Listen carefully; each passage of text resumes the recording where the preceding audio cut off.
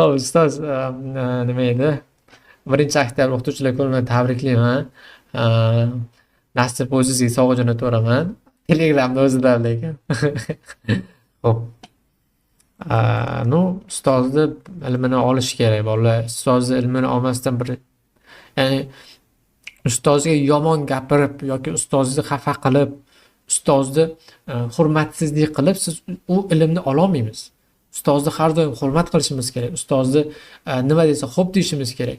Ustoz aytadi-yu, otangdan ulug'. Chunki ustoz bizga oddiy mana tashqari endi o'zim o'qituvchi, maktabdagi o'quvchilarni hurmat qilaman, lekin bu ustoz bizga realniy pul topishni o'rgatyapti.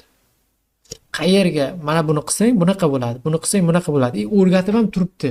Biz o'qib chiqib bo'ldik o'sha bolalar, lekin hali ham ustoz o'rgatib turibdi.